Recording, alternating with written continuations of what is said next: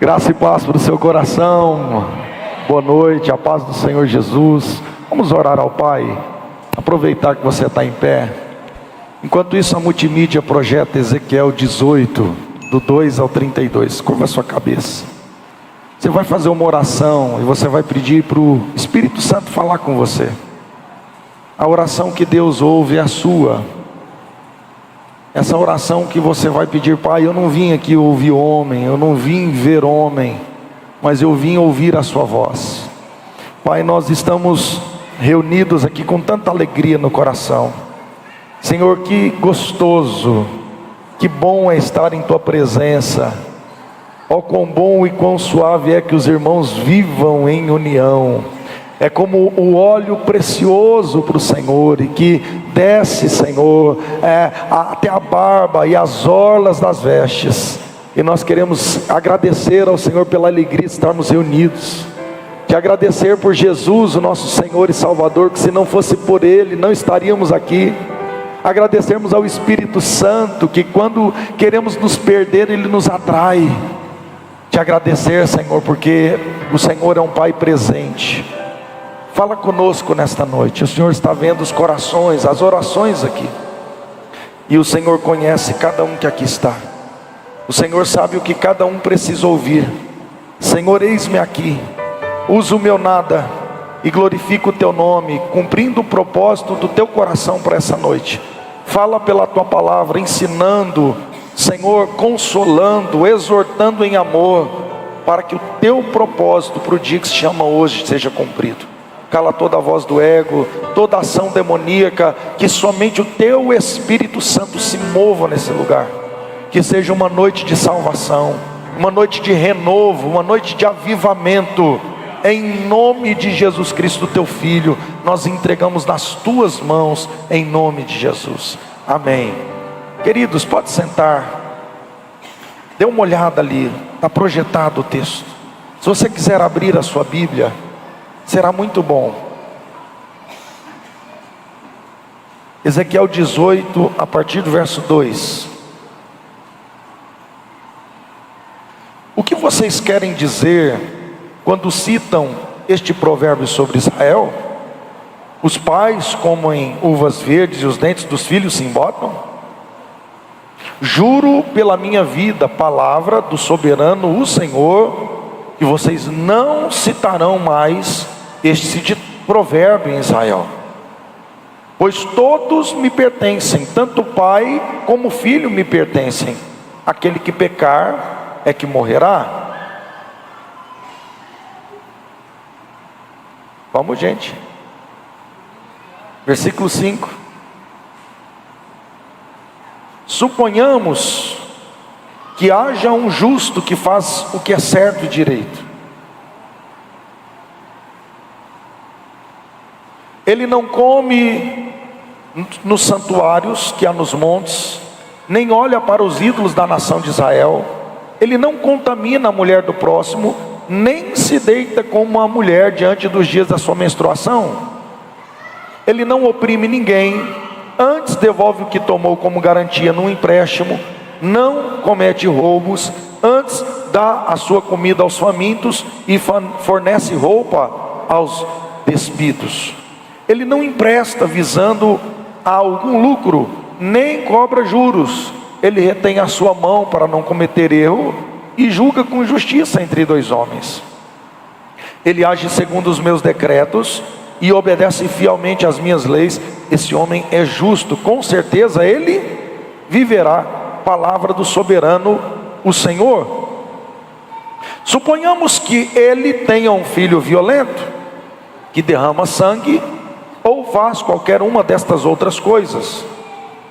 Embora o pai não tenha feito nenhuma delas, ele come nos santuários que há nos montes, contamina a mulher do próximo, oprime os pobres e os necessitados, comete roubos, não devolve o que tomou como garantia, volta-se para os ídolos e comete práticas detestáveis, empresta visando lucro, cobra juros. Deverá um homem desses viver? Não. Por todas essas práticas detestáveis, com certeza será morto. e ele será responsável por sua própria morte. Mas suponhamos que seu filho tenha ele mesmo um filho que vê todos os pecados que seu pai comete, e embora os veja, não os comete. Ele não come nos santuários que há nos montes, nem olha para os ídolos da nação de Israel, não contamina a mulher do próximo, não oprime ninguém, nem exige garantia para um empréstimo, não comete roubos, mas dá sua comida aos famintos e fornece roupa aos despidos. Ele retém a mão para não pecar e não empresta visando a algum lucro, nem cobra juros. Obedece às minhas leis e age segundo os meus decretos. Ele não morrerá por causa da iniquidade do seu pai, certamente viverá. Mas seu pai morrerá por causa da sua própria iniquidade, pois praticou extorsão, roubou seu compatriota e fez o que era errado no meio de seu povo. Contudo, vocês me perguntam: por que o filho não partilha da culpa de seu pai? Uma vez que o filho fez o que é justo e direito e teve o cuidado de obedecer a todos os meus decretos, com certeza ele viverá. Aquele que pecar é que morrerá. O filho não levará a culpa do pai, nem o pai levará a culpa do filho. A justiça do justo lhe será acreditada e a impiedade do ímpio lhe será cobrada. Mas se um ímpio se desviar de todos os pecados que cometeu e obedecer todos os meus decretos e fizer o que é justo e direito, com certeza viverá, não morrerá. Não se terá lembrança de nenhuma das ofensas que cometeu. Devido às coisas justas que tiver feito, ele viverá. Teria eu algum prazer na morte do ímpio? Palavra do soberano Senhor. Ao contrário, acaso não me agrada vê-lo desviar seus caminhos e viver? Se porém um justo se desviar de sua justiça e cometer pecado e as mesmas práticas detestáveis dos ímpios, deverá ele viver? Nenhum dos atos que cometeu será lembrado. Se porém por causa da infidelidade de que é culpado e por causa dos pecados que cometeu, ele morrerá. Contudo vocês dizem: o caminho do Senhor não é justo. Ouça, ó nação de Israel, o meu caminho é injusto? Não são os seus caminhos que são injustos? Se um justo desviar-se da sua justiça e cometer pecado, ele morrerá por causa disso. Por causa do pecado que cometeu, morrerá. Mas se um ímpio se desviar de sua maldade e fizer o que é justo e direito, ele salvará sua vida. Por considerar todas as ofensas que cometeu e se desviar delas, ele com certeza viverá, não morrerá. Contudo, a nação de Israel diz: o caminho do Senhor não é justo. São injustos os meus caminhos, ó nação de Israel?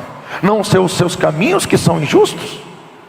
Portanto, ó nação de Israel, eu os julgarei a cada um de acordo com seus caminhos. Palavra do soberano o Senhor. Arrependam-se, desviem-se de todos os seus males, para que o pecado não cause a queda de vocês. Livrem-se de todos os males que vocês cometeram e busquem um coração novo e um espírito novo. Por que deveriam morrer, ó nação de Israel? Pois não me agrada a morte de ninguém. Palavra do soberano o Senhor. Arrependam-se e vivam. Queridos, qual que é o contexto deste livro? Nós temos que entender que o profeta Ezequiel é um profeta que está no período do cativeiro babilônico. Deus havia dito, nós já lemos em Gênesis 15, do 13 ao 16, que o povo iria para um primeiro cativeiro no Egito, passariam 4 gerações, depois tornaria para Canaã, mas Deus disse para eles em Levítico capítulo 18, capítulo 19, cuidado para vocês não cometerem as mesmas abominações do povo que eu estou expulsando diante de vocês, os cananeus, porque foi por causa dos pecados que eles cometeram que eu estou os expulsando. A terra está vomitando, porque a taça da ira alcançou a medida. E Deus disse: se vocês também fizeram as mesmas abominações, a terra também vomitará vocês. E o que acontece é que Deus, como nós vimos na clínica, Ele não faz acepção de pessoas, mas Ele faz acepção de comportamento. Então, pelo pecado de Israel, deles terem não guardado os sábados naquela época dentro da lei, por eles terem se voltado para a idolatria e por eles terem praticado a imoralidade, Deus os vomitou da terra e permitiu que o rei Nabucodonosor viesse e atacasse, a Babilônia atacasse eles e os levassem cativos. E dentro desta linhagem está ali vários livros: Daniel, está o livro de Esther, Neemias, Esdras, vários dos profetas, Ageu, estão dentro deste período, e entre eles Ezequiel. O livro de Ezequiel, no capítulo 18, vai pintar um quadro aqui que muitos pensam e usam contra dizer que existe maldição geracional.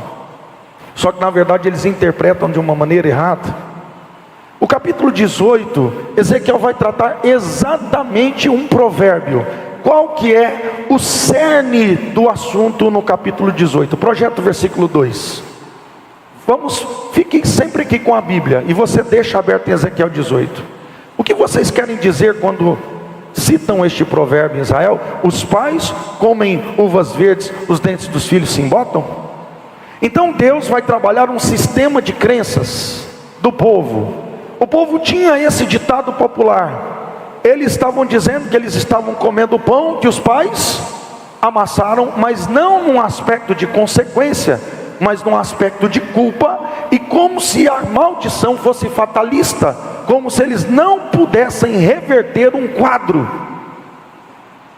como se eles estivessem fadados a uma vida de escravidão para sempre. Então Deus vai confrontar o sistema de crenças deles. Pastor, prova para mim. Projeta o versículo 19. Aqui no versículo 19 está o sistema de crenças deles. Contudo, vocês perguntam. Irmãos, quem que perguntava? O povo. Por que o filho não partilha da culpa de seu pai? Ó, tá vendo a interrogação? Quem que perguntava? O povo. Perguntava o quê? Por que o filho não partilha da culpa do pai? Para a mentalidade judaica daquela época, a maldição era uma obrigação. Ela era como um pensamento animista, fatalista, de que os filhos não podiam mudar o legado dos pais. Você quer ver isso? Projeta para mim Mateus capítulo 3, versículo 9. Eu vou mostrar no Novo Testamento esse sistema de crenças. Mateus 3. Dá uma olhada. Não pensem vocês que podem dizer a si mesmos: Abraão é? Pois eu digo que destas pedras Deus pode fazer surgir filhos a Abraão. Pode passar. O machado já está posto à raiz das árvores, e toda árvore que não der bom fruto será cortada e lançada. Para quem que está falando isso? Quem que está falando? João Batista. E João Batista está falando para quem? Para os fariseus, saduceus e zelotas. Qual que é a mensagem de João Batista? Arrependei-vos. Irmãos, arrependei-vos é você se arrepende. É um convite. Convertei-vos, você se converte. Transformai-vos, você se transforma. Pastor, é antropocentrismo, poder do homem? Não. Você se transforma pelo poder que vem de Deus. Salvo pela graça, a fé vem pelo ouvir, e o ouvir. Então o poder está na palavra, o poder está em Deus, mas eu tenho que usar desse poder para eu ser livre. Eu tenho que me responsabilizar para ver a fortaleza cair. Eu vou ter que fazer a minha parte de rodeá-la, de gritar. Eu vou ter que partir para cima do gigante para ele morrer. Então a Bíblia, ela trabalha com duas leis: lei de herança e lei de responsabilidade. Quando nós não temos como pagar uma dívida, e quando nós não temos como resolver um problema, Deus, ele vai prover para si o cordeiro. Olha o que diz Abraão: quando chega a hora de sacrificar Isaac, e Deus pede Isaac para ele, ali é uma representação de Deus pedindo a nossa herança. O pai da fé vai ter que entregar a herança dele para Deus, para perdoar, como uma prova de fé. E ele sobe com o menino, e você lembra que ele leva o fogo, leva a lenha, mas não leva o quê? E o menino nota, fala: olha papai, estou vendo a lenha, estou vendo o fogo, mas eu não estou vendo o cordeiro. O que Abraão diz? Deus proverá para si o cordeiro. Sabe o que Abraão está fazendo? Ele está profetizando, dizendo: Deus vai pagar a dívida. E na hora que Abraão vai matar Isaac, que é uma representação de nós termos que morrer, Deus fala: não precisa. E ele envia, vê um cordeiro preso pelo pescoço. Ali é uma figura de que o pai mandaria o seu único filho para morrer na cruz, para pagar os nossos pecados. Até porque todos os nascidos de mulher já nascem em pecado. Em pecado me concebeu a minha mãe. Salmo 51. Então Deus, vendo a nossa insuficiência, Ele vai fazer aquilo que nós não podemos fazer. Só que quando Deus faz algo que nós não podemos fazer, Ele já agiu por nós, está consumado. Agora eu vou ter que fazer aquilo que eu posso fazer. A salvação não é pelo meio da obra, a salvação não é por mérito, a salvação é pela fé e pela graça. A salvação é pela graça e pela fé. A salvação não é por mérito, a salvação não é por obras. Não é por mérito, porque nós não temos condições de pagar o preço do pecado. E não é pelas obras, para que ninguém se glorie. As obras não trazem salvação, as obras não trazem filiação. Não é fazer para ser filho, é ser filho para fazer. Nem todo aquele que faz é, mas todo aquele que é, faz. Então João Batista, pregando a mensagem do arrependei-vos, você se arrepende. Os fariseus entravam na água, os zelotas, os saduceus, ou estavam só assim? Eles estavam assistindo as pessoas serem batizadas. Chega uma hora que João Batista para, olha para eles e diz: raça de víboras, quem vos ensinou a fugir da ira vindoura? Vocês dizem, nós temos por pai a Abraão. O que eles estão dizendo? Nós não precisamos entrar no batismo, porque nós já estamos salvos no campo da herança. Eles colocavam a salvação só no campo da herança, mas não colocavam no campo da responsabilidade. João Batista está falando: meu querido, até dessas pedras podem surgir filhos de Abraão. Eles fugiam da lei da responsabilidade, confiando na lei da herança. Por isso, versículo 18, 19. Contudo vocês perguntam: por que o filho não partilha da culpa do pai? Irmãos, culpa e consequência são as mesmas coisas? Culpa e consequência são as mesmas coisas? Culpa é uma coisa, consequência é outra. O pai não levará a culpa do filho, nem o filho levará a culpa. Mas se um pai, ele faz alguma coisa errada, ele quebra a empresa, ele perde toda a renda dele, e ele tem filhos pequenos, os filhos pequenos ficam comprometidos, podem passar até necessidade. Que culpa que os filhos têm? Mas herdaram mas também um pai serve a Deus fielmente, fica milionário, os filhos vão morar numa mansão, estudar em escola particular, tirarem férias na América, na Europa. Você pode dizer amém por isso? Tem mérito no filho? É graça. Então a maldição é um castigo que vem da herança, independente de você merecer. Por isso que a salvação não tem mérito. A salvação vem de que campo? Em que campo que começa a sua salvação? Na herança. Não foi vocês que me escolheram, eu que escolhi a vós. Eu vos designei que vades, dei fruto, e o vosso fruto permaneça. Romanos 5:8, vocês estavam mortos em delitos e pecados. Não, vocês não me escolheram, eu escolhi vocês. Amados, versículo 2, se você não sabe, a uva verde, ela libera uma enzima, e essa enzima faz doer o dente, quando o dente tem cárie. Só que a cárie ainda está imperceptível, e vai doer o dente. O que eles pensavam? Que por doer o dente, sem ter uma aparente cárie, era uma maldição geracional, que eles estavam comendo pão. Mas isso aí não era. E Deus fala: eu não quero ouvir esse ditado mais, chega disso.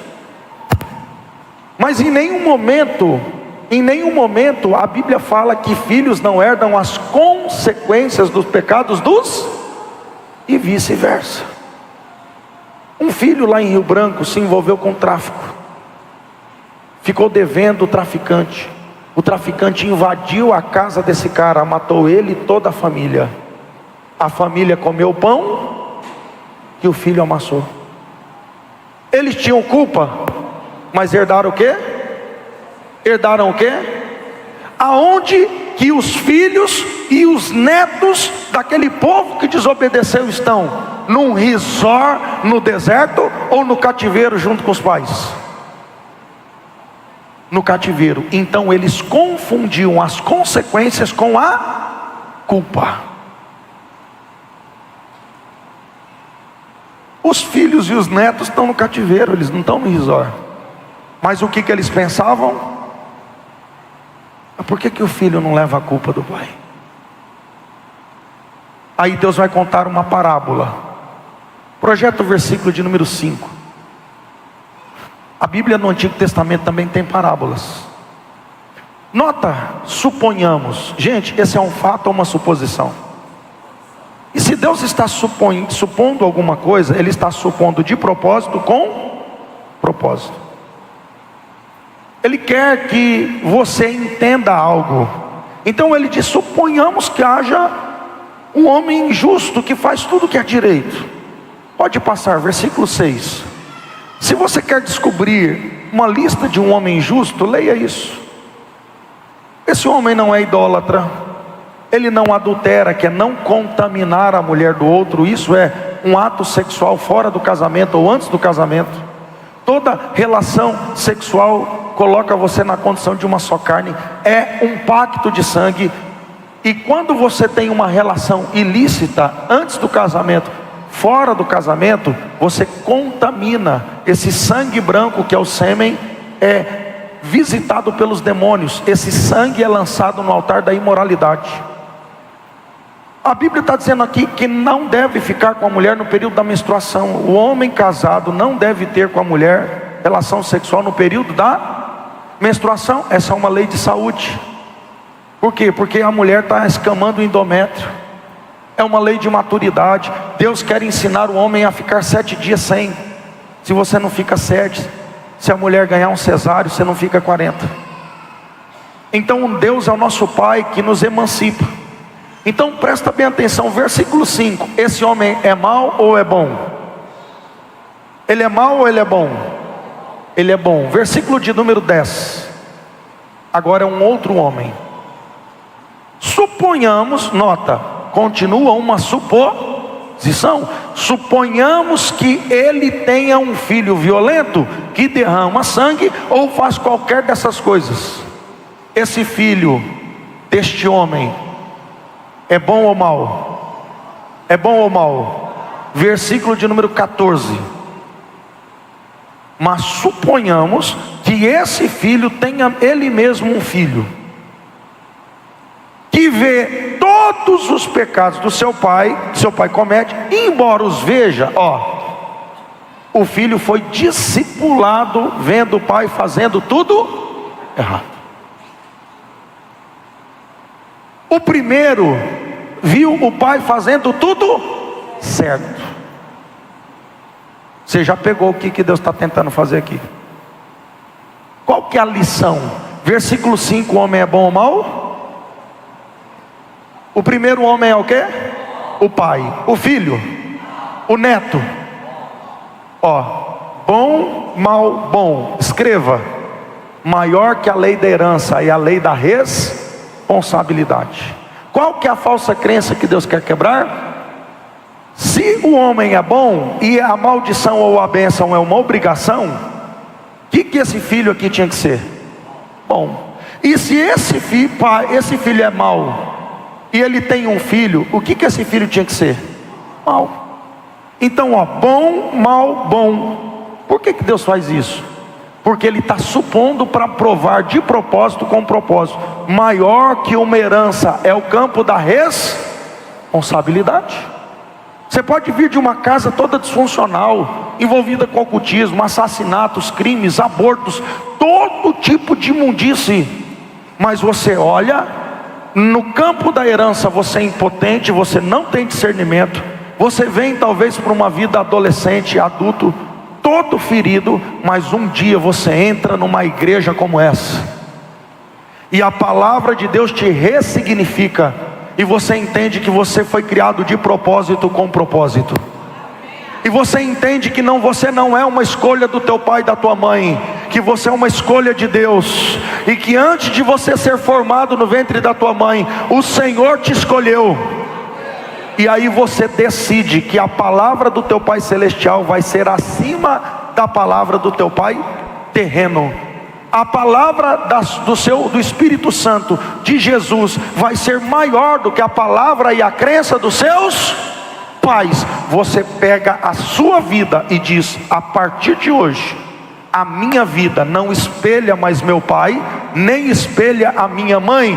A minha vida espelhará Jesus, porque Jesus é o meu representante, Jesus é o meu substituto, e Jesus é o meu estilo de vida. Ele é o meu primogênito. Eu olho para o meu irmão mais velho para agradar meu pai. Eu tenho a ajuda do Espírito Santo, esse papel materno, para me ajudar a ficar firme no dia mal.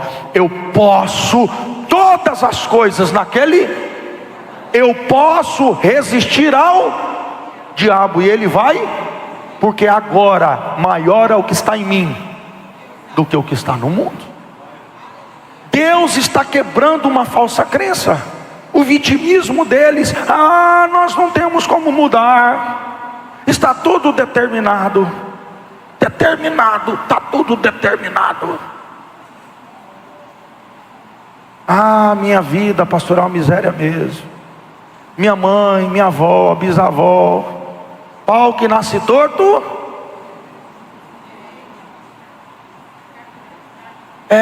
pastor, nunca muda as coisas, e nós vamos aceitando de forma passiva aquilo que tínhamos que tomar uma posição. Só que Deus não para aí. Primeira falsa crença que Deus quebra, maior que a lei da herança, é a lei da responsabilidade. Nada está determinado, é a segunda lei agora. Mostra para mim, versículo de número 21, por favor. Versículo de número 21. Se o ímpio se desviar de todos os pecados que cometeu e obedecer todos os meus decretos, e fizer o que é justo direito, com certeza viverá, não? Isso aqui é muito fácil para uma linha doutrinária que prega que tudo está determinado, porque eles vão dizer: não, esse ímpio aqui era um cara predestinado para a salvação, por isso que ele mudou de ideia. Essa foi uma obra exclusiva de Deus na vida dele. Irmãos, presta atenção, ninguém muda sem a ação do Espírito Santo. Você concorda comigo? Se o Espírito Santo não vier convencer você, jamais você muda. O Espírito Santo vem à tua porta e ele bate. Jesus está à tua porta aí, o Paracletos está lá: arrependa-se. Mas você pode abrir ou não a porta. Você é salvo pela graça, mediante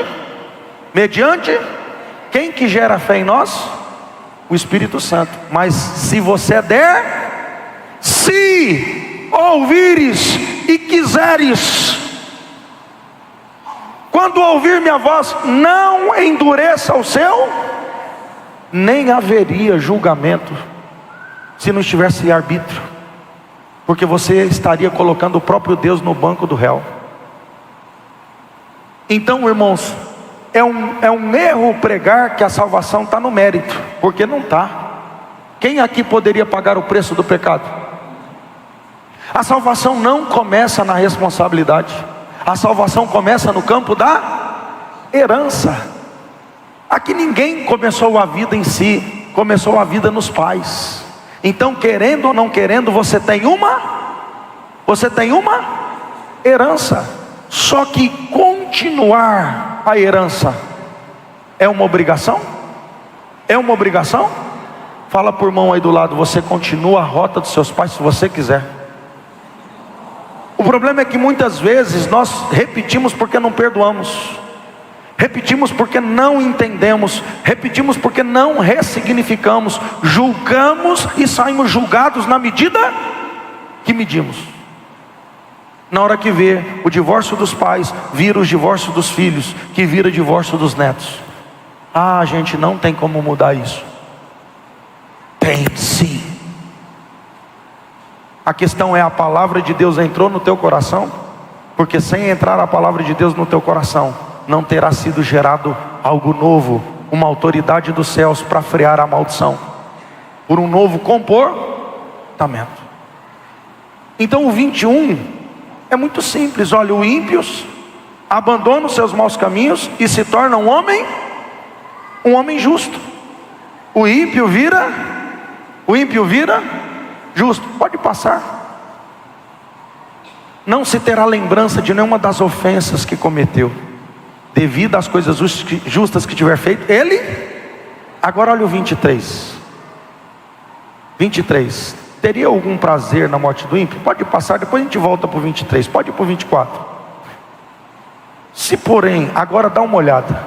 Se porém, sempre uma ilustração e uma possibilidade. Do mesmo jeito que o suponhamos. Se porém um justo se desviar de sua justiça e cometer pecado e as mesmas práticas detestáveis dos ímpios, deverá ele viver? É uma pergunta. Deverá ele viver? Nenhum de seus atos será lembrado. Pode passar 25. Por causa da infidelidade de que é culpado, e por causa dos pecados que cometeu, ele. Então vamos lá, agora uma segunda coisa. O primeiro é um ímpio que se torna justo. O segundo é um justo que se torna. Agora deu problema, porque essa teologia diz que não pode um justo se desviar. A Bíblia está dizendo que pode? Quem está falando é o próprio Deus. Ímpios se tornam justos, justos podem se tornar. O que Deus está dizendo? Maior que a lei da herança é a lei da res. Só que Ele está falando uma outra coisa. Uma vez salvo, não está salvo para sempre. Guarda o que você tem guarda até o fim. Então nota que Deus está à porta. Ele está batendo. Coloca o versículo de número 28. Versículo 28. Por considerar todas as ofensas que cometeu e se desviar deles, com certeza verá, não morrerá. Que lei é essa, pastor Neil? Ele considerou. Ele se responsabilizou. Ele diz: rapaz, eu estou errado. A palavra de Deus está certa. Eu estou andando em adultério, em mentira. Eu estou comprando e não pagando. Eu estou fazendo o que é errado. Eu estou indo para o inferno. Eu creio que Jesus veio, morreu, ressuscitou, voltará. Eu acredito na palavra. Eu estou fazendo errado. Eu vou mudar. Quem que bateu na porta dele? Quem que pregou para ele e usou alguém para pregar para ele, para convencer ele? A salvação começa em que campo? Herança. Mas se concretiza também em que campo? Exatamente.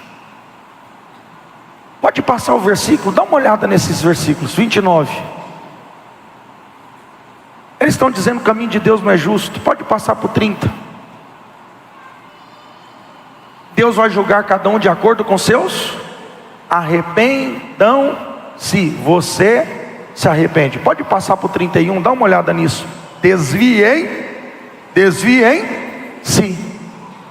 do pecado que causa a queda. Livrem-se de todos os males que cometeram. Busquem um coração novo e um espírito.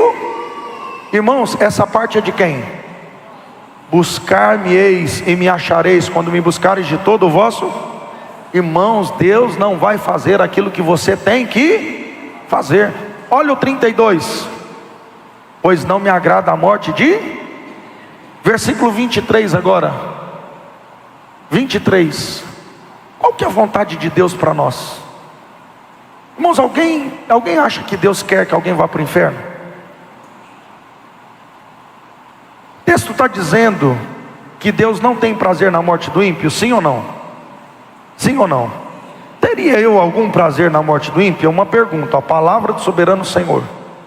Ao contrário, acaso não me agrada vê-lo desviar-se?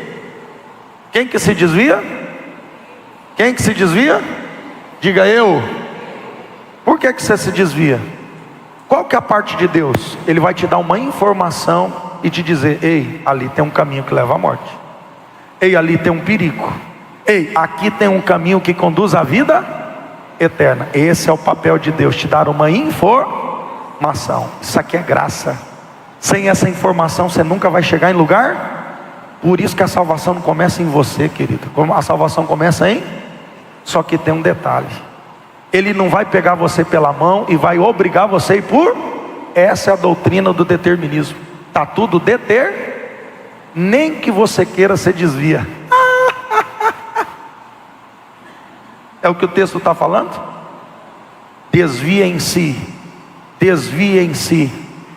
Deus não se agrada de ver a morte de ninguém. Agora nós temos um problema teológico. Projeto 32 também. 32.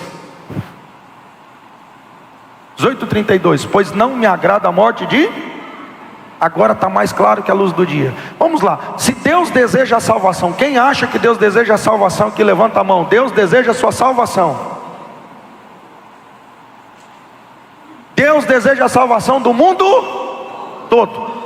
Então, se o desejo de Deus, pastor Neil, é que todos se salvem e que todos venham ao conhecimento da verdade, se o desejo de Deus é que todos se arrependam, ceia, está todo mundo se convertendo?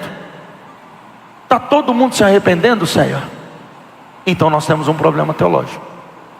Ou Deus não é onipotente, porque essa é a vontade dele. A vontade de Deus tem que ser cumprida, sim ou não, quando ele é onipotente? O que é ser onipotente? Ter todo o poder. Então Deus não pede, Deus, e se Deus quer que todos sejam salvos e não está sendo, ele perdeu o atributo da onipotência. Qual que é a solução para isso? Porque eu creio que Deus é onipotente, você crê também? Então o que sobra? Você tem livre-arbítrio. Você está indo para o inferno com as suas próprias pernas, porque ele vai ter feito tudo que ele podia para você não ir. Até um cativeiro ele te coloca, até dentro de um peixe, para você voltar para o caminho da obediência. Arrependam-se e vivam. Então a vontade de Deus é boa, perfeita e agradável. Ezequiel capítulo 18 está trabalhando só a lei da responsabilidade. Irmãos, Deus tem feito de tudo para cooperar em teu favor. Todos os dias o amor de Deus te alcança e te cerca por todos os lados. Mas muitas vezes nós não vivemos a bênção de Deus e não vivemos a vontade de Deus, porque nós estamos esperando que Deus faça o que nós temos que fazer. E por nós não tomarmos uma posição, por causa de um sistema de crenças errado, a pessoa dorme dizendo: Deus vai me libertar do meu vício, mas ele não toma nenhuma posição. Irmãos, realmente nós precisamos da graça de Deus para vencer os vícios e os pecados, sim ou não? Sim ou não? Mas é só uma oração? Ou é também uma posição, eu vou me afastar dos maus amigos, dos lugares que me levam à queda. Eu vou quebrar essa rotina, esses hábitos que me conduzem ao pecado. Eu vou vir para a luz e pedir ajuda. Eu vou perder a minha reputação, mas eu vou ganhar integridade. Muitas vezes nós não vivemos o sobrenatural de Deus, porque nós não entendemos a lei da responsabilidade.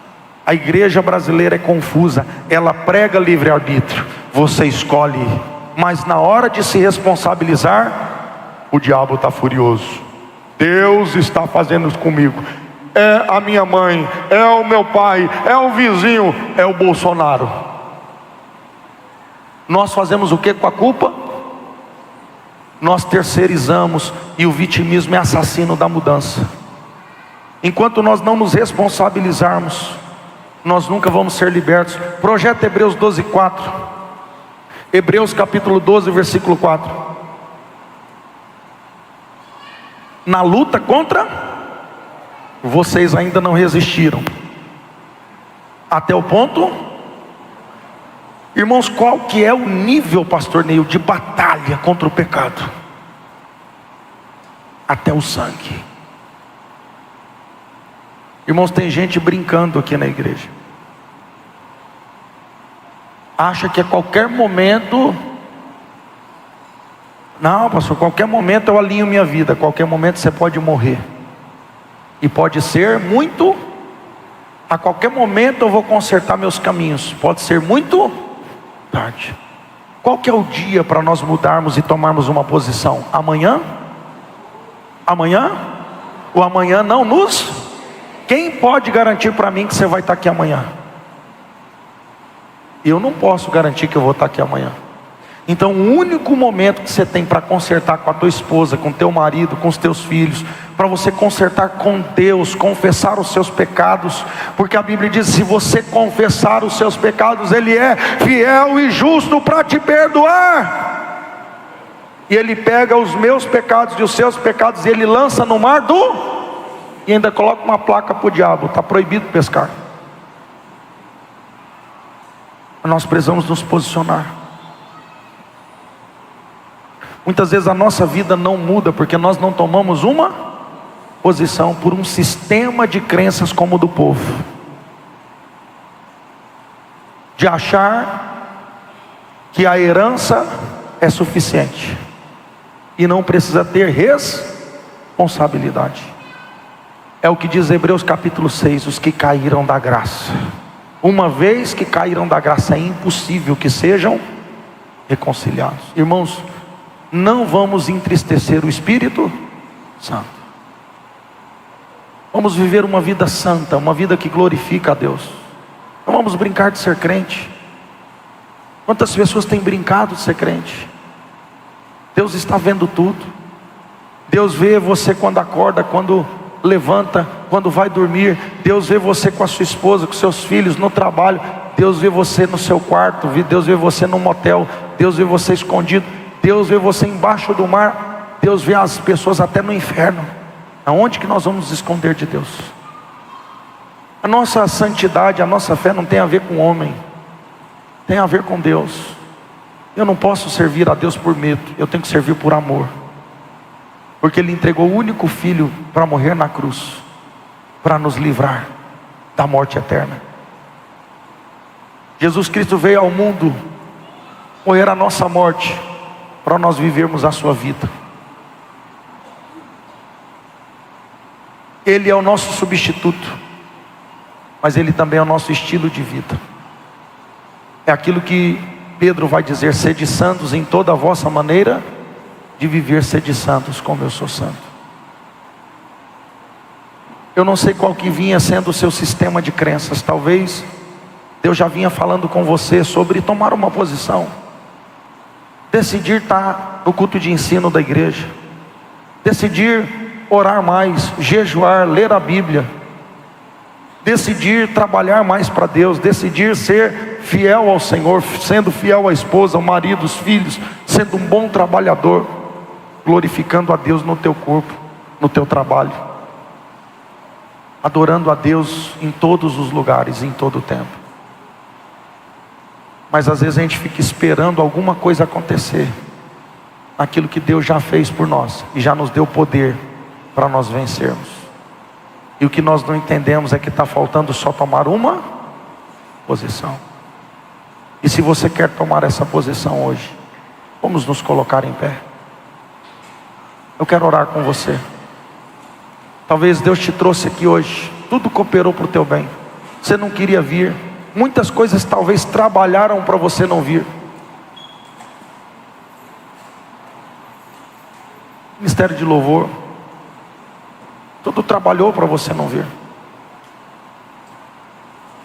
Mas o diabo se levantou na tua casa, uma briga, um problema, uma luta, uma adversidade. Mas você chegou aqui, curva a sua cabeça, irmão, entre em guerra. Você está aqui nessa noite. Deus te trouxe para a clínica, Deus te trouxe para esse culto. E talvez o teu entendimento era que você não tinha que tomar uma posição, que Deus ia fazer tudo por você. Deus já fez tudo por você. Ele fez tudo o que Ele tinha que fazer, está consumado. Agora você tem que interagir com esse direito e autoridade, tomando uma posição. E essa posição começa em receber Jesus como Senhor e Salvador. Ninguém pode vencer o pecado sem reconhecer Jesus. Ninguém pode ir para o céu sem reconhecer Jesus. Aqueles que me confessarem diante dos homens, eu também confessarei diante do meu Pai. Mas aqueles que me negarem diante dos homens, eu também os negarei diante do meu Pai. Aquele que não negar pai, mãe, irmãos, amigos, por amor de mim, não é digno de mim. Aquele que não tomar a sua cruz e me seguir, não é digno de mim. Negue-se a si mesmo, tome a cada dia a sua cruz. Não há nada que um homem não rejeitando por amor a Cristo, que não receba 100 vezes nessa vida e ainda no porvir. É importante eu entregar a minha vida para Jesus, porque quando eu confesso, pelas minhas palavras eu serei justificado, pelas minhas palavras eu serei condenado. E Jesus está te convidando a confessá-lo diante de todos, convidando você a dizer: eu quero Jesus. A partir de hoje Ele será o meu Senhor e o meu Salvador. A partir de hoje Ele governará a minha vida, e o que Ele disser para eu fazer, eu irei fazer, e o que Ele disser para eu não fazer, eu não irei fazer, porque Ele é meu Senhor. Ele não é só meu Salvador, Ele é meu Senhor. Porque sem ser meu Senhor, Ele não será o meu Salvador. Mas o Senhor não é um governo escravagista, o Senhor é um governo protetor. Esse Senhor é um governo de amor e condução, para te guiar em justiça, em verdade, em livramentos. Jesus está na porta do teu coração falando: abre, eu quero entrar, eu quero cear com você, para você cear comigo. Eu quero assumir a sua vida, eu quero mudar a tua história, mas isso você precisa de mim. Sem mim nada podeis fazer, porque se o Filho vos libertar, verdadeiramente sereis livres. Mas vós sereis meus discípulos se fizer a vontade do meu Pai. E eu sou o caminho, eu sou a verdade, eu sou a vida, e ninguém vai ao Pai a não ser por mim. Eu sou a água da vida, aquele que beber de mim jamais voltará a ter sede. Eu sou o pão vivo que desceu do céu, quem comer de mim jamais terá fome. Eu sou a ressurreição e a vida.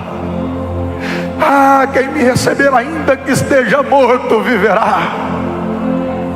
E Ele está nesse lugar, e Ele está dentro de nós, e Ele está nas portas do seu coração, dizendo: deixa eu entrar, eu quero mudar a tua vida, Eu tenho o poder, porque eu tenho o Bará, eu tenho o poder de criar do nada, eu tenho o poder de organizar o caos, eu tenho o poder de mudar a tua história, eu tenho o poder de mandar os demônios embora, eu tenho o poder de curar, eu tenho o poder de salvar, eu tenho o poder de restaurar, porque eu sou o Criador de todas as coisas. Eu sou a palavra, pelas minhas palavras serás livre. A minha palavra é espírito e vida. A palavra criadora está nesse lugar, e hoje Ele quer habitar na sua casa. Hoje Ele quer ir com você para a sua casa. Hoje Ele quer andar com você. Ele quer ser seu amigo. Talvez você não tenha um irmão. Hoje você pode ganhar. Talvez você não teve um bom irmão. Hoje você pode ganhar esse irmão que vai te ensinar as vontades do coração do seu Pai Celestial. E ainda você vai ganhar o Espírito Santo, que vai andar com você, te ensinando todas as coisas. Eu quero convidar você que quer receber Jesus a fazer um sinal com a sua mão. Pastor, eu quero Jesus. Você tem uma chance, não perca essa oportunidade. Tenha coragem. Muitas vezes nós dizemos assim: pastor, eu não estou pronto. Eu quero estar pronto primeiro.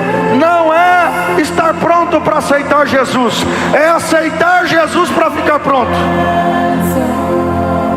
Ninguém pode ser salvo por si mesmo. Ninguém pode mudar por si mesmo. Sem a graça não tem mudança. Quem quer receber Jesus, faz um sinal com a sua mão. Levante a sua mão bem alto. Eu quero Jesus. Eu preciso de Jesus.